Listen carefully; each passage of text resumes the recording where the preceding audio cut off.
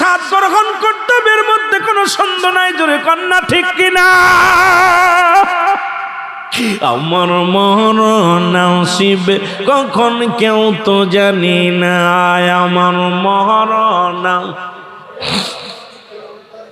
আমি চলে যাব, আমায় তোমরা ভুইলা যাইও না, আমি চলে যাব।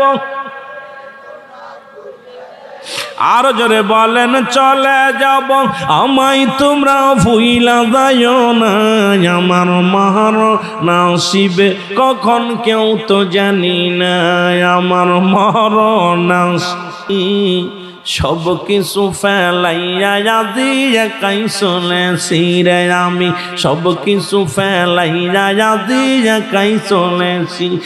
আমি যাবার কালে ভেবে দেখি আমার কেহ নাই, আমি যাবার কালে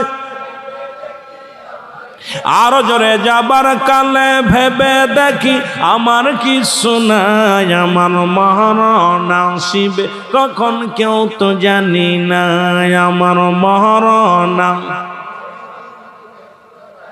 এই পৃথিবী চিরদিনই থাকার জায়গা নয়, অন্ধকার কবর যে তোমার আসল ঠিকানাই রে মানুষ, অন্ধকার কবর যে তোমার আসল ঠিকানাই বলো না। এই পৃথিবী চিরদিনই থাকার জায়গা নয়, অন্ধকার কবর যে তোমার আসল ঠিকানাই রে বাবা, অন্ধকার কবর যে তোমার আসল ঠিকানাই। আমি চলে যাব, আমায় তোমরা ভুইলা যাইও না, আমি চলে যাব। এই আমার মরণ আসিবে কখন কেউ তো জানি না, আমার মরণ। এ দুনিয়ার মুসলমান,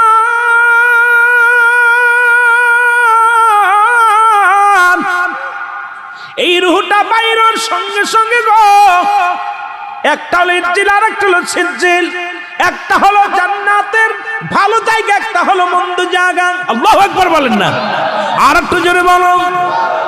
আর বদকারের জানটা যখন বাইর করতে আসে, বেনামাজির জানটা যখন বাইর করতে আসে, তার এত যন্ত্রণা দেয়। ওরে বেনামাজি বাজানেরা দেলের কান্ডা লাগায় শোন, সুদখোর বাদানেরা শোন, গুজখোর বাদানেরা শোন, এত যন্ত্রণা দিবে রে, পাত থেকে শুরু করে মাথার চান্দি পর্যন্ত এত বড় মৃত্যু যন্ত্রণা দিবে আমার আল্লাহ।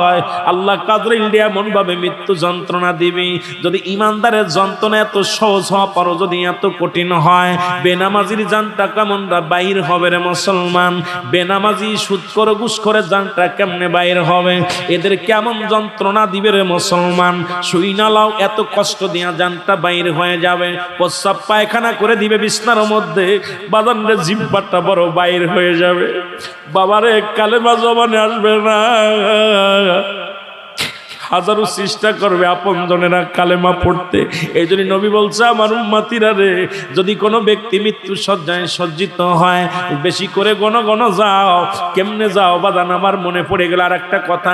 হযরত আলকামা নামে একজন সাহাবী ছিল, আল্লাহর নবীর সাহাবী, যার মরণের যন্ত্রণার কথা বলতে যায় অনেক কথা এসে যায় রে বাবা। এই আলকামার মৃত্যু যন্ত্রণা, মরণের সময় জবানটা বাইর হয় না, একটা অঙ্গ বেঁকা হয়ে যার একটা চোখটা বড় হয়ে গেছে, জিহ্বাখানা বড় হয়ে গেছে। আলকামার নবীজি সাহাবীদেরকে ডাকতে বলে, আমার সাহাবীরা রে, আমার আলকামার কেন জবানটা বাইর হয় না? খবর আসলো, হুজুর আপনার আলকামা জীবনে এক ওয়াক্ত নামাজ ছাড়ে না, আপনার সাহাবী কোনোদিন একটা রোজা ছাড়ে নাই, আপনার সাহাবী একজন ভালো মানুষ, অথচ তার জানটা বাইর হয় না। নবী বললেন, সাহাবীরা রে, তোমরা যাও, দৌড়াইয়া যাও, আলকামার পাশে দাঁড়াইয়া বসে বসে দোয়া দুরূদ পড়ো। নবীজি বলছে, মৃত্যু সজ্জায় যখন কোনো যাত্রী যখন মরণের পেয়ালা পান করার সময় এসে যায়, তার আশেপাশে বসে বসে বেশি বেশি দোয়া পড়ো, দুনিয়াবি কথা বলো না, দুনিয়াবি কোনো কথা শোনায়ও না, কোরআনের বাণীগুলো পড়ো, কালেমা শাহাদাত পড়ো, কালেমা তাইয়্যিবা পড়ো। ওই 6 কালেমা বৈশা বৈশা বসে পড়ো, কোরআন তেলাওয়াত করো, সূরা ইয়াসিন পাঠ করো। বান্দা কখন যেন এইটা পড়তে পড়তে শয়তানের ওয়াসওয়াসা থেকে বাঁচতে পারে। যদি কালেমা পড়তে পারে তার জীবনটা বড় ধন্য হয়ে যাবে। বাজান মুসলমানকে দিলের কান্ডা লাগা শুনে নাও, আলকামা রাদিয়াল্লাহু তাআলা আনহু ওনার জবানটা বাইর হয় না। আল্লাহ নবী তার সাহাবীরা ডাকতে বলে, নবী গো, আলকামা বড় মৃত্যু যন্ত্রণায় ছটফট করে জানটা বাইর হয় না। নবী গো, নবী গো, আমরা সারাদিন আলকামার পাশে দোয়া দুরূদ পড়লাম, কিন্তু আলকামার তো জবান বাইর হয় না। এত কষ্ট আর হুজুর সহ্য হয় না। আমার আপনার আলকামা তো জীবনে কোনোদিন অন্যায় করে নাই। আমার নবীজি চলে আসলেন, দোয়া করে আল্লাহর দরবারে, আমার আল্লাহ, আমার আল্লাহ, তুমি আমার আলকামারে মাফ করে দাও, আমার আলকামার জবানটা সুন্দরভাবে বাইর করো। আমার আল্লাহ আলহামদুলিল্লাহ জানিয়ে দেয়, হাবিব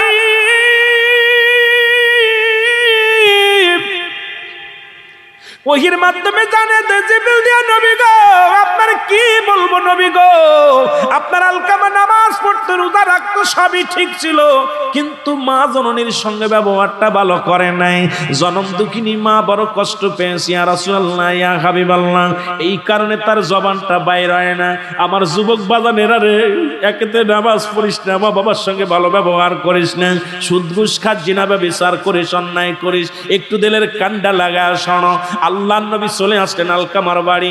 আলকামার বাড়ি এসে নবী সালাম দাও, আসসালামু আলাইকুম, এ বাড়ি আহল বাইত, ঘরের মধ্যে কেউ আসুনি, ঘরের ভিতর থেকে আসো, আলাইকুম আসসালাম। নবীজি ডাক দেখায়, মা গো, ও মা, তুমি ঘরের মধ্যে গো। আলকামার মা ডাক দে কয়, নবী গো, আপনি আসছেন, আমার বাড়িতে আসছেন, আমার সন্তান আজ কয়টা দিন মৃত্যু যন্ত্রণায় পড়ে আছে, আমার সন্তান মৃত্যু হয় না, জানটা তার বাইর হয় না, জিহ্বা বাইর হয়ে গেছে, চোখ দুইটা তার বড় বড় হয়ে গেছে। আলকামার জীবনটা অনেক কষ্ট চলে রে। যুবক বন্ধুরা, শুই না লাও, দিলের কান্ডা লাগা শোনো। আলকামার জানটা বাইর হয় না। নবীজি ডাক দিয়ে বলেন, মা গো, ও মা, আমি আপনার কাছে একটা দাবি রাখি, আমার আলকামা জীবনে কি না কোন অন্যায় করেছে রে বাবা?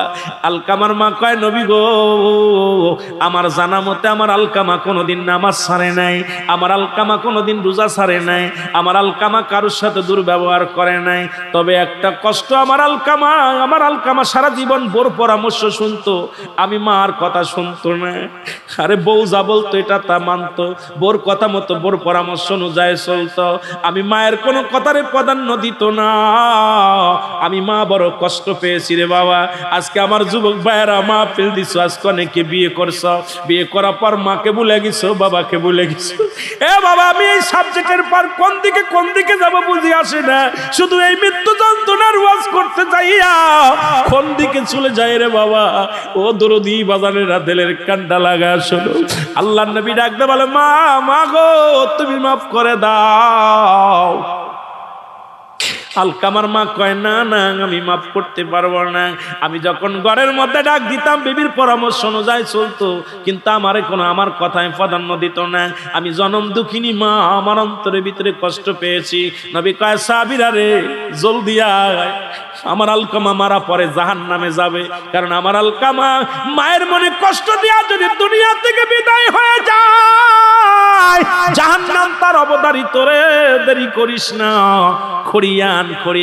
খড়িয়ানা হলো, খড়িয়ানিয়া চিতে সাজানো হলো, চিতা সাজায় আলকামারে পুড়াইয়া দিবে।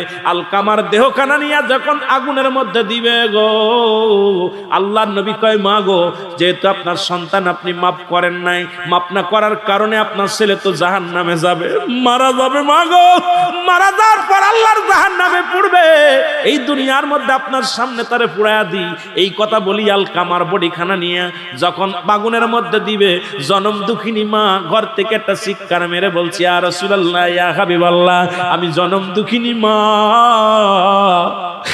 আমার সন্তানের এই কষ্ট আমি সহ্য করতে পারবো না, আমার সন্তানের আমি মাফ করে দিলাম।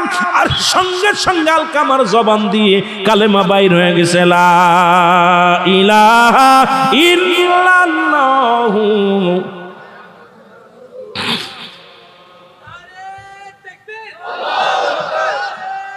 ই আল্লাহ।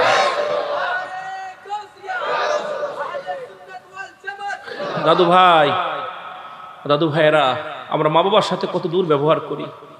মা নামাজ দাঁড়ায় গেছেন, মা আপনাকে ডাক দিয়েছে, রুল আমিন নামাজ ছেড়ে দাও, ছেড়ে দিয়ে মার ডাকে সারা দাও, বাবার ডাকে সারা দাও। আমরা কত অন্যায় করতেছি, নামাজ আল্লাহর হক নষ্ট করতেছি। আল্লাহ যদি মাফ করে দেয় তাহলে পরে হয়তো মাফ করে দিবে, কিন্তু পিতামাতার হক, আপনজনদের, প্রতিবেশীর হক নষ্ট করে যাচ্ছি। এটা তো তারা মাফ না করে মাফ পাওয়া সম্ভব হবে না। জোরে বলেন আল্লাহু আকবার। আমার বন্ধুগণ, গভীর মনোযোগ। বৎকারের মৃত্যু হয়ে যাবে, এবার যখন কবরে নেওয়া হবে, কবরের ভিতরে নেওয়ার পর একজন ফেরেশতা আসবে, নাম তার নুমান ফেরেশতা। নামটা কি? জোরে বলেন, নাম কি? নুমান ফেরেশতা। রে বাবা, চট্টগ্রাম মানুষ ভুল করলে মেনে নেওয়া যাবে না। মন কান্নে কি আগে আসবে একজন ফেরেশতা কবরে, তার নাম হলো নুমান ফেরেশতা। নুমান ফেরেশতা ডাক দে বল, বান্দা দুনিয়ার মধ্যে কত ভালো কাজ করছো, অন্যায় করেছ। ও বান্দা, পায়ের জন্য, হাতের জন্য, অঙ্গ প্রত্যঙ্গ চলার জন্য এক একজন ফেরেশতা নিয়োজিত ছিল।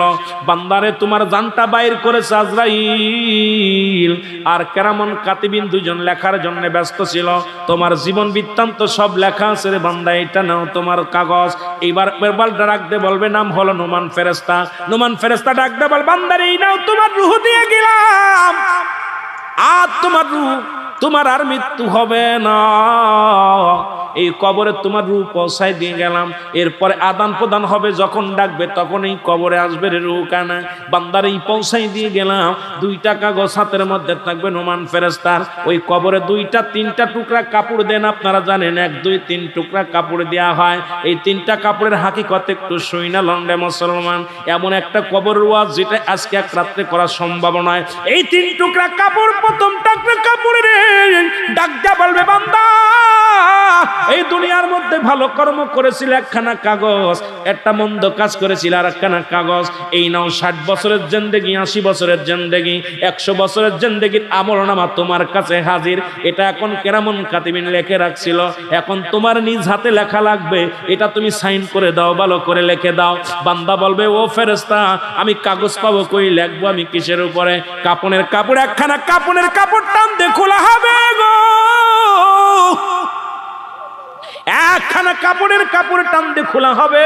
বলবে, বান্দা এই নাও তুমি কাগজ, এরপরে লেখা শুরু করো। বান্দা বলবে, আমি লিখবো কি দিয়ে, আমার তো কলম নাই। কয়, তোমার শাহাদত আঙ্গুল মোবারক তোমার কলম। এবার বলবে, বান্দারে, বান্দা বলবে, ও ফেরেশতা আমি লিখবো, তুমি কলম পাইলাম, কালি পাবো কয়? বলবে, বান্দারে তোমার মুখের থুতু মোবারক হলো কালি। এবার বান্দা মনের আনন্দে লেখা শুরু করবে 80 বছরের জিন্দেগি ভালো কর্মগুলো। লেখা যখন হয়ে যাবে, কাপড়ের কাপড়খানা হাতে টান দিয়ে নেওয়া হবে, টান দিয়ে নিয়ে লটকায় রাখবে। এবার বলবে, বান্দা আর একটা কাপড়ের কাপড় খোলা হবে। বান্দারে এইটা নাও তুমি লেখা শুরু করো। এই 100 বছরের জীবনে তুমি কোন জায়গা, কোন শরীরে আড্ডা মারেছিলা, কোথায় তুমি পরক্রিয়া করছো, কোন মহিলার ঘরে গেছো, কোথায় তুমি সুদ খাইছো রে বান্দা, কোন ঘরের মধ্যে বয়া বয়া গোপনে তুমি সুদ নিছো, ঘুষ খাইছো, রাস্তায় দাঁড়ায় দাঁড়ায় 20 টাকা ঘুষ নিছো, তুমি দুনিয়ার মধ্যে অফিসে বসে ঘুষ খাইছো, তুমি মন্দিরে বসে ঘুষ খাইছো। বান্দাই নাও তোমার সার্টিফিকেট গুলো নাও, লেখা শুরু করো। বান্দা তখন চিৎকার মেরে কাঁদবে আর বলবে, আমারে রক্ষা করো গো আল্লাহ, এ কি দেখাইল রে। আজকে যেমন সিসিটিভি এবং আরএস টিভি এরকম কয়েকটা টিভি আজকে যারা আসছে আমাদের তা ভিডিও করে রাখছে। এই ভিডিওগুলো ও মুসলমান রেকর্ড করে রাখছে, কথাগুলো রেকর্ড হয়ে যায়, ভিডিওগুলো ছবিগুলো হয়ে যায়। কেরামন কাতিবিন দুজন ফেরেশতা ভালো করে ভিডিও করে রাখছে, ভালো করে রেকর্ড করে রাখছে। এবার বলবে, বান্দা লেখো, আমি অমুক দিন ওই কাজটা করি নাই, সঙ্গে সঙ্গে এরকম বাইরে করে দিবে রে বাবা। দেখছেন মিডিয়ার ভাইরা কোন এক জায়গায় অন্যায় হলে এটা ধরাই দিতেছে, কয়টা আমি করি নাই, সঙ্গে সঙ্গে বাইরে করে দেখাইতেছে তুমি করো নাই, তুমি বলো নাই। দেখো এবার ফেরেশতা বলবে, নুমান ফেরেশতা বলবে, বান্দারে এই দেখো তুমি অমুক টাইমে অমুক জায়গা তুমি ঘরের মধ্যে বয়া বয়া তুমি ইফতার না করিয়া রোজাদারের মধ্যে রোজাদারের সাথে ফাজলামি করছো, রোজা রাখো নাই, ঘরের মধ্যে বয়া বয়া খাইছো, পরে তুমি গান বাজনা শুনছো, নামাজ ছেড়ে দিছো, রোজা রাখো নাই, অন্যায় করেছো। এক একটা অদ্ভুত আমল লেখাইবে আর এক একটা বাড়ি মারবে, গম্বুজ দিয়ে একটা বাড়ি মারবে, 70 গজ মাটির নিচেই চলে যাবে। আবার তার উত্তোলন করা হবে, আবার তারে পিটানো হবে। এইরকম পিটায় পিটায় সমস্ত লেখা যখন বদ আমলগুলো লেখা হয়ে যাবে রে, নোমান ফেরেশতা বলবে আমার দায়িত্ব শেষ রে বান্দা। বান্দারে তুই 80 বছরের জিন্দেগি পাইয়া 50 বছরের জিন্দেগি পাইয়া শুধু অন্যায় করে আসলি রে বান্দা, আল্লাহর চিনলি না, রাসূল চিনলি না, ইবাদত করে আসলি না। এবার লটকা দেয়া বল বান্দা ওই দেখো গো জাহান্নামগুলো তোমার দিকে তেড়ে আসে, ওই জাহান্নামের আগুনগুলো তুমি ভোগ করবা। একটু পরে আসবে তোমার কবরে মুনকার নেকির আসিয়া তোমার এই কাগজ দুখানা দেখবে, কোনটা ভালো কোনটা মন্দ। এই বান্দার যখন এই লেখা কাগজখানা দেখবে রে মুনকার নেকির, বাদান দেখিয়া বলবে আরে বড় আফসোস হয় রে বান্দা, 50 বছর 60 বছরের জিন্দেগি পায়া খোদা চিনতে পারো নাই, রাসূল চিনতে পারো নাই, ইবাদত করতে পারো নাই। ওই দেখো তোমার জন্য নির্ধারিত জাহান্নামের রাস্তা, কিয়ামত পর্যন্ত এই জাহান্নামের অগ্নিকাণ্ড, জাহান্নামের যত আযাব গজব গুলো তোমার কবর পর্যন্ত আসবে। বান্দারে তুমি ভালো কাজ করেছো, তোমার জন্য ওই জান্নাতের সব সুন্দর সুন্দর নিয়ামত গুলো তুমি ওই কবরে শুয়ে শুয়ে ভোগ করবা। জোরে জোরে চিল্লায়া বলা যাবে না মারহাবা। এইবার আসবে মুনকার নেকির আয়া। কেউ কেউ বলছে 2-3টা প্রশ্ন করবে, কেউ বলবে একটা করবে, কেউ বলবে 2টা করবে, এক একটা এক এক করে মান আসিবান মান হাজার রাসূলু মান রব্বুকা মান দীনুকা মান নবিয়ুকা, তোমার নবীকে তোমার দ্বীনকে তোমার আমার নবী তুমি নিজে এসে মান হাজার রাসূল, আমি কি তোমাদের নবী নাই? নবীরে চিনতে হইব। সুবহানাল্লাহ বলেন না, আরো জোরে বলেন আল্লাহু আকবার। আমার ভাইরা এই লটকায় হয়ে যাবে। এটার পর আপনার নিজের লেখা লাগবে। দুজন তো লিখে রাখতেছে, এটা আবার আপনাদের লেখাবে। যেমন পরীক্ষায় লেখাপড়া করলে এটা প্রশ্নপত্র দেয়, পরীক্ষার খাতায় লেখার জন্য লেখো, লিখলে পাস, না পড়লে ফেল। বান্দা আইবে তোমার দৈরাম কবরে তোমার নিজের স্বাক্ষর নিজেরটা নিজের হাতে লেখাবে। লেখো তোমারটা তুমি আরেকজন লিখবে কেন? লিখে রাখছি, এটা সব অপকর্ম অন্যায় অপরাধ সব লিখে রাখা হয়েছে, তোমারটা তুমি ভালো করে লিপিবদ্ধ করো। আল্লাহর আদালতে যেতে হবে, আল্লাহর আদালতে যেতে হবে। আমার বন্ধুগণ শুনে নাও, কবরে একবারের মাটি আর এক পাশে চাপা দিবে। বেনামাজির কবরে এত বড় কারুকার্য হবে, ডান পাশের মাটিগুলো বাম পাশে চলে যাবে, বাম দিকের মাটিগুলো ডান দিকে চলে যাবে, পায়ের মাটিগুলো মাথার দিকে চলে আসবে, সাপ বিচ্ছুগুলো গর্জন মারবে। বেনামাজির কবরগুলো বড় ভয়ঙ্কর অবস্থা হবে রে মুসলমান। ওই সাপ বিচ্ছু আসিয়া তারে বেনামাজি সুদখোর ঘুষখোরের কবরখানা সবচেয়ে এইরকম কঠিন হবে। সবচেয়ে কঠিন হবে জাহান্নামের ভিতরে একটা জায়গা হবে বেঈমানদের জায়গা, সেই জায়গাটার নাম হলো গব্বল ফজল। নিম্ন কাতারের একটা জায়গা হবে জাহান্নামের ভিতরে, যেখানে থাকবে মুনাফিকদের স্থান। এখন আমাদের মুসলমানদের মধ্যে যারা মুনাফিকি করেন মুসলমান, এই মুনাফিকদের জায়গা হবে সবচেয়ে নিকৃষ্ট জায়গায়। জোরে জোরে চিল্লায় বলা যাবে না আল্লাহু আকবার। 2 নাম্বার বিপদ হলো কবর, 3 নাম্বার বিপদ হলো হাসরের ময়দান। আল্লাহু আকবার বলেন না, আরো জোরে বলেন। যেদিন পিতা পুত্র চিনবে না, যেদিন স্ত্রী স্বামীকে চিনবে না, যেদিন মুঠো হাত উপরে সূর্যোদয় হবে, আল্লাহ পাক সেদিন আপনাকে আমাকে একমাত্র দরদি থাকবে। আমার আল্লাহ হবে মালিক, উকিল হবে রাহমাতাল লিল, আরো জোরে বলেন রাহমাতুল লিল আলামিন। সেদিন বড় কঠিন দিনে নবীগণ আফসোস করবে, নবীগণ দাঁড়ায় থাকবে। আসরের ময়দানের দিনে নবীগণ অন্যান্য নবীগণ দাঁড়ায় থাকবে। সর্বপ্রথম আখিরি নবী রাহমাতুল লিল আলামিন জান্নাতে প্রবেশ করবে। জোরে বলেন সুবহানাল্লাহ, আরো জোরে বলেন। নবী বলছে আমি একমাত্র নবী যাকে আমাকে সর্বপ্রথম উত্তোলন করা হবে, আর সর্বপ্রথম আমিই জান্নাতে যাব এবং আমার উম্মত সর্বপ্রথম জান্নাতে যাবে। সুবহানাল্লাহ বলেন, আরো জোরে বলেন। সেদিন মানুষ উত্তপ্ত আগুনের এই শীতেই জমিনটা তো তামা হয়ে যাবে, মুঠো হাত উপরে সূর্য থাকবে। মানুষগুলো সেদিন চিল্লা শুধু দোষ শুরু করবে, দৌড়াবে সামনের দিকে। কে বাঁচাবে? কেউ কারোর দিকে তাকানোর সময় থাকবে না। সেদিন স্ত্রী বলবে আমি তোমার চিনি না, ছেলে বলবে আব্বা তোমার আমি চিনি না, আব্বা বলবে ছেলের তোরে আমি চিনি না, মেয়ে বলবে বাবা তোমার আমি চিনি না। যাদের জন্য আজকে জিনা ব্যভিচার করতেছেন, যাদের জন্য সুদ খেতেছেন, যাদের জন্য ঘুষ খেতেছেন, কেউ কারণ না, আপনার শুধু এত দুনিয়ার পরিবার পরিজন, আপনার বডি আপনার বিরুদ্ধে সাক্ষী দিবে। চোখ বলবে আমার চোখ দিয়া এই লোকটা বেগানা মহিলা দেখছে, হাত বলবে আমার এই হাত দিয়ে ঘুষের টাকা নিছে, সুদের টাকা নিছে, আপনার মুখ বলবে আমার দিয়ে হারাম খাওয়াইছে, আপনার পা বলবে আমার দিয়ে খারাপ কাজে গেছে। আপনার পুরো বডিটাই আপনার বিরুদ্ধে সাক্ষী দিবে। আপনজন তো দূরের কথা, আপনার বডিটাই আপনার না, আপনার বডিটা আপনার না। ওই দিন বড় কঠিন বিপদ হয়ে যাবে সেদিন। আল্লাহু আকবার বলেন না, আরো জোরে বলেন আল্লাহু আকবার।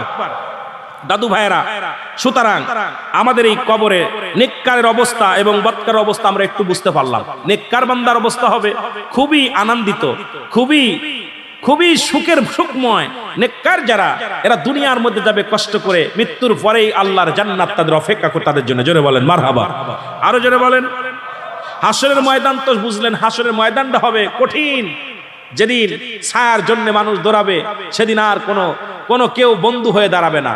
আদম নবীর কাছে যাবে, আদম নবী বলবে আমি নিজেই পেরেশানিতে, তোমরা চলে যাও না। মূসার কাছে, ইব্রাহিমের কাছে, ইব্রাহিম বলবে আমি পেরেশানিতে, চলে যাও মূসার কাছে। মূসা বলবে আমি পেরেশানিতে, আমি বিপদে, তোমরা চলে যাও। যা আমার একমাত্র দরদী নবী রাহমাতুল লিল আলামিন, উনি ডাকবে উম্মতিরা আয়, আমি নবী উম্মতের কান্ডারি, আমি নবী উম্মতের কান্ডারি। জোরে জোরে চিল্লায় বলেন মারহাবা। আর একটু জোরে বলেন মারহাবা। সেই নবীর পক্ষে থাকার দরকার আছে কিনা? জোরে বলেন আছে কিনা? ওই দিন বাবারা গভীর মনোযোগ। আর কবরের বিষয় তো আপনারা বুঝলেন, কবর কি অবস্থা হবে। আমার ভাইরা, বেনামাজির শাস্তির তো শেষ নাই। বেনামাজি চগলখোর শয়তান, যাদের শাস্তির কোনো শেষ নাই। দুনিয়ার মধ্যে কঠিন, দুনিয়াতেও তারা লাঞ্ছিত, কবরেও তারা লাঞ্ছিত। জোরে বলেন ঠিক কিনা? আমি আপনাদের একটা বুঝাই দিয়ে যাই, সেটা আপনারা বুঝতে ভালো হবে। আপনাদের এলাকায় যদি কোনো ডাকাত মারা যায়, গোরস্থানে মাটি দেওয়ার পর ইমাম সাহেব বলে, ইমাম সাহেব ওটা কার কবর? বলে ওই সেই ডাকাতির কবর। ইমাম সাহেব ওটা কার কবর? ওই সেই বাটপাড্ডার কবর। ইমাম সাহেব ওটা কার কবর? আপনি চিনতেন না? ওই যে মাল খেয়ে পড়ে থাকতো, নামাজ কালাম কিছু করতো না, মদখোর হুশখোর, সেই বদমাইশটার কবর। তাহলে বোঝা গেল আপনি কবরও শুয়েও শান্তি নাই। দুনিয়াতেও মানুষের অভিশপ্ত হয়েছেন, কবর দেওয়া পর কয় ওই সেই বাটপাড্ডার কবর। তাহলে আমাদের দুনিয়া আখিরাত দুইটায় কামিয়াব করতে হলে আল্লাহ রাসূলকে চেনার দরকার আছে কিনা? জোরে বলেন আছে কিনা? আল্লাহ আমাদের বুঝার তৌফিক দান করুক। আমি আর আগাবো না, যেহেতু 1টা বেজে গেছে বাবা। আমি আর আপনাদের কষ্ট দিতে চাই না। এই জন্য আপনারা যেভাবে বসে আছেন, আমাকে আজকে যদি 10টার সময় আলোচনাটা দিত, আমি আপনার প্রাণ খুলে আপনাদেরকে আমি একাধিক বিষয় নিয়ে আলোচনা করতে পারতাম। কারণ আমি দূরের থেকে আসছি, আমি নিজেই টাইট। তবে আমি বলবো না, বক্তাদের তো একটা অভ্যাস আছে যে আমি অসুস্থ। আসলে আমাদের আল্লাহ এটাই, সবাই তো বক্তা হবে না, আর সবাই শ্রোতা হবে না। সবাই যদি ড্রাইভার হয় তাহলে প্যাসেঞ্জার হবে কিনা? সবাই যদি শিক্ষক হয় ছাত্র হবে কিনা? সবাই যদি বক্তা হয় শ্রোতা হবে কিনা? এই জন্য সবার জন্য দোয়া করি। অনেক আলেমরা দোয়া করে আল্লাহ সবাইরে আলেম বানাও। আমি কই সবাইরে বক্তা বানাও, আমি না, আমি দোয়া করি আল্লাহ সবাইরে তুমি ইমানদার বানাও। জোরে বলেন ঠিক কিনা? কারণ সবাই যদি বক্তা হয়, সবাই যদি আলেম হয়, শ্রোতা হবে কিনা? ঠিক কিনা? এক একজনের দায়িত্ব এক একজনকে। আল্লাহ আমাদের সকলকে যেন ইমানটা মজবুত হয়ে দুনিয়া থেকে বিদায় নিতে পারি। সকল বলুন আমিন। আরো জোরে বলেন আমিন। আমার মা বোনদের জন্য 3টা আমল দিয়ে যায়, যেটা উনার আগের বক্তা ছিল সেই ওয়াজ আমার করা লাগতেছে। কারণ আমি অনেকক্ষণ ওনার ওয়াজ শুনেছি, অনেকক্ষণ ধরে সমস্ত বক্তার, যেহেতু মাগরিবের নামাজের পরপরই আমি আসছি, যত বক্তা আলোচনা করে সমস্ত আলোচনা আমার মেমোরিতে ধরছে। আমার মা বোনদের জন্য 3টা আমল। মা বোনেরা জান্নাতে যদি না যায়, আমার আমলগুলো যেন আল্লাহ তাদের দেয়া দেয়। আমিন বলেন, আমিন বলেন। নাম্বার 1, সুবহানাল্লাহ বলেন। নাম্বার 1, 5 ওয়াক্ত ফরজ নামাজ এবং ফরজ রোজা। সুবহানাল্লাহ বলেন। আরো জোরে, আরো জোরে। যদি আমার মা বোনেরা এই আমল করা না করলে যদি জাহান্নামে যায়, জাহান্নামে গেলে আমার আমলগুলো যেন আল্লাহ তাদের দেয়া দেয়। এর চাইতে বড় কথা তো আর বলা সম্ভব না। কথা বোঝেননি? এই 3টা আমল দিয়ে দেবো। কয়টা আমল? জোরে বলেন কয়টা? 3টা আমল। জোরে চিল্লায় বলেন আল্লাহু আকবার। নাম্বার 1 হলো 5 ওয়াক্ত ফরজ নামাজ এবং ফরজ রোজা। যদি কোনো মা বোন হায়া নিপাস হয়, যারা ঋতু আসে, বা যারা আমরা একবার বলে হায়াজ আসে বা ঋতু আসে, বা যেটা আর কি বলেন, এটা হলে যদি ফরজ রোজা হয়, যদি ভেঙে ফেলে, এই ফরজ রোজাটা কাজা আদায় করতে হবে। কাজা কোনো নামাজ তাদের আদায় করা লাগবে না। ভালো করে বুঝে নিন। অনেক মাসালা, যেটা ফিকার মাসলা দ্বারা ফিকা পড়েছি আমরা, যেহেতু আমরা ফকি মানুষ, অনেক কথা বলতে হয়, কিন্তু অনেক সময় বলি না, কারণ জবানটারে শুনতে খারাপ লাগে, তবে বলতে হবে। আমার ভাইরা, কিন্তু পুরুষের জন্য কোনো মাপ নাই। আমার মা বোনেরা যখন কাজা ফরজ রোজা আদায় করবেন, কাজা নামাজ আদায় করা লাগবে না। আরেকটা হলো 2 নাম্বার, জোরে বলবেন সুবহানাল্লাহ। 2 নাম্বার হলো স্বামীর খেদমত। সুবহানাল্লাহ বলেন না। আল্লাহর কসম, কোন পীর সাহেবের খেদমত করে জান্নাতে যাওয়া যাবে না, কোন মৌলবীর খেদমত করে জান্নাতে যাওয়া যাবে না। আপনার স্বামীর খেদমত। রাসূল পাক সাল্লাল্লাহু আলাইহি সাল্লাম জাহান্নাম দেখে জান্নাত দেখে যখন আসলেন, রাসূল সাল্লাল্লাহু আলাইহি সাল্লাম বলতেছিল, ওহে আমার বিবি শোনো, তা বলতেছিল ইয়া রাসূলুল্লাহ, ইয়া হাবিবাল্লাহ, আপনি জাহান্নামে যে কি দেখলেন? আমি দেখলাম অধিক পরিমাণ নারীগুলো জাহান্নামে আছে। নবীজি বললেন, আম্মা জান খাদিজাতুল কুবরা বললেন, ইয়া রাসূলুল্লাহ, ইয়া হাবিবাল্লাহ, হাকিকতটা কিসের কারণে? নবীজি বললেন, ওই সমস্ত মেয়েরা লানতকারী মহিলা, যারা স্বামীকে লানত করেছিল, যারা স্বামীর অভিশাপ দিয়েছিল, স্বামীকে যারা অভিশাপ দেয়, এরা যদি হজ করে, যাকাত দেয়, দান ধ্যান করে, সব তাদের বিফলে যাবে। যারা স্বামীর লানত করে, যারা স্বামীকে অভিশাপ দেয়, স্বামীকে যারা গালাগালি করে, হয়তো চট্টগ্রামের এরা ভালো আছে, চট্টগ্রামের মেয়েরা অনেক ভালো, আপনাদের গালিগালাজ দেয় না, তবে আমাদের মাগুরার মেয়েরা একটু ব্যতিক্রম, হয়তো গালিগালাজ করে। আমাদের এইটা মাগুরা হোক আর যেটাই হোক, যেহেতু বাংলাদেশের মানুষ, আমি আপনাদের ভাই হিসেবে বলে যাই যে সমস্ত মেয়েরা স্বামীকে লানত দেয়, অভিশাপ দেয়, গালি দেয়, এই সমস্ত মেয়েরা বিনা হিসেবে জাহান্নামে যাবে। শুনে নেন, স্বামীর খেদমত। আমার নবী রাহমাতুল লিল আলামিনের কন্যা মা ফাতেমাতুজ জোহরা, ইনি কিন্তু নবীর বেটি হয়ে জান্নাতের সর্দার হয়নি। যদি কোনো মৌলবী বলে যে নবীর বেটির কারণে জান্নাতে সর্দার হয়েছে, আমি বলি আপনি প্রমাণ নিয়ে আসেন। আমার নবীর কন্যা ফাতেমাতুজ জোহরা তার স্বামীর খেদমতে জান্নাতের সর্দার হয়েছে। জোরে বলেন মারহাবা, আরো জোরে। মর্যাদা বাড়ছে, নবীর কন্যা হিসেবে মর্যাদা বাড়ছে। তারপরেও স্বামী একদিন গভীর রাত্রে হযরত আলী রাদিয়াল্লাহু তাআলা আনহু উনি আসেন একটা যুদ্ধের ময়দান থেকে, আসা পর গভীর রাত্রে, শীতের রাত্রে ফাতেমারে বলতেছে, ফাতেমা, আমাকে এক গ্লাস পানি দাও। পানি আনতে যায় ফাতেমা অন্দর মহল থেকে এসে দেখে স্বামী ঘুমায় গেছে। সারা রাত ফাতেমাতুজ জোহরা পানি নিয়ে স্বামীর পাশে দাঁড়ায় আছে এইভাবে। সুবহানাল্লাহ বলেন না।